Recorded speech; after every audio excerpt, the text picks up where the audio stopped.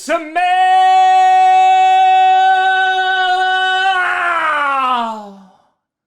what The Rock is buying.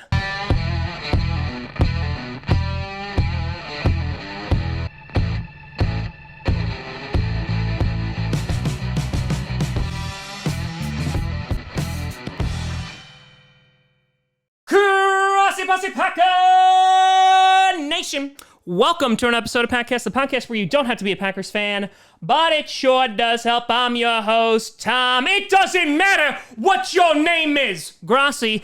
And yes, as 2020 just spirals down the toilet into madness, hope is on the horizon. As Dwayne "The Rock" Johnson, with his millions and millions of dollars, has purchased the XFL. Before we get into that, I want to do a big shout out and thank you to some brand new patrons over at patreon.com/TomGrossiComedy and some YouTube members. First, we got, oh my God, it's Johnny. Then we got Jacob Regal. Jimmy's my favorite. Jim B's a Seahawks fan. And Andrew Koss. Thank you very much for your support. And over on the YouTube member front, we got Ishi White. We got Scott Merriman, the new leader in donations. Proud Patriot USA and Devontae Adams. Oh my God, you watched the show? A big shout out and thank you to you all. So if you have been following the saga of the XFL, and if you haven't, I don't blame you. Obviously, you will know that they were reincarnated for this season. And I will say, while I personally did not watch a ton, it was relatively successful. So for example, they were averaging about 1.9 million viewers per game, which is not god awful, even though by week 5 of the XFL, they were getting less than 1 million views per game.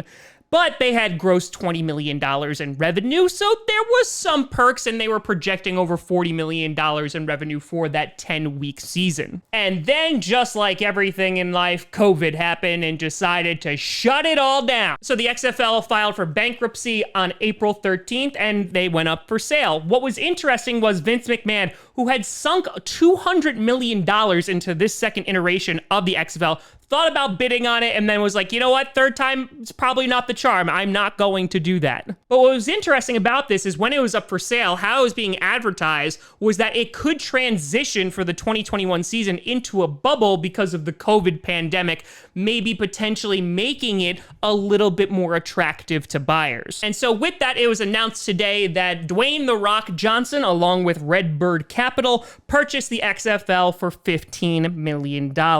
Now, The Rock, obviously famous movie star, former WWE superstar, and on top of that, also used to play football. He was a defensive lineman for the Miami Hurricanes, whose spot got taken by Warren Sapp. There's some funny stories on the internet if you want to go check those out. And The Rock coming out with a tweet today saying, "With my trailblazing partner, Danny Garcia Company, and Redbird Capital, we have acquired the XFL. With gratitude and passion, I've built a career with my own 2 hands and will apply those calluses to our XFL 2020 brand. Excited to create something special for the fans." Now, it's not yet apparent if they are going to actually bring back the league or what the hell it's going to look like if they decide to. And I think the overarching question becomes, is this going to attract the casual non-football or non-sports fan? While the XFL fixed a lot of the issues that they had the second time around, one of the problems was, in my opinion, the timing, in that they just had the Super Bowl and then it immediately aired right after that. It just seemed like it was a little much. And on top of that, as we just talked about, they did have a problem from week to week actually maintaining viewership. We also talked about its actual sustainability, because with the XFL, you were paying athletes obviously at a much lesser rate, but at the same time, you were giving them opportunities to kind of show off and showcase for the NFL if they weren't drafted.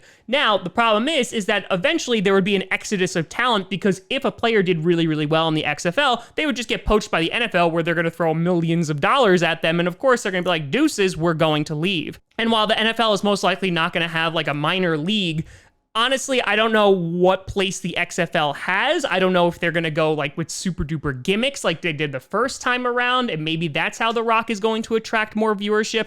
But at the end of the day, it's going to be very interesting to see what they decide to now do with this company.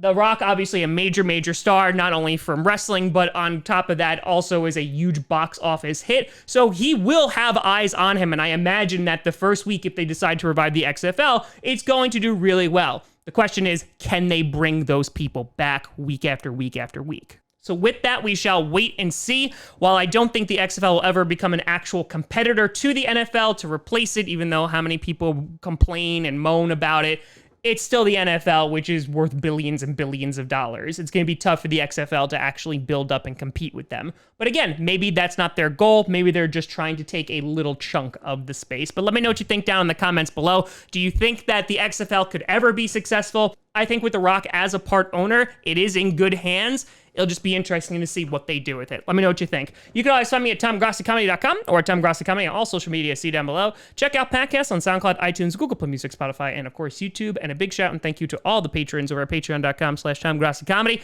and the YouTube members. Also, a little side note, yes, we had a brand new intro created for today because it is August. This also marks basically a full year in which I have been doing content at least 5 days a week, except, Sundays count because of the streams, and sometimes Saturdays we're in there too. So I want to do a big shout and thank you. We have grown tremendously over this past year. 100K is on the horizon, and I really appreciate the support and viewership. But thank you so much for watching.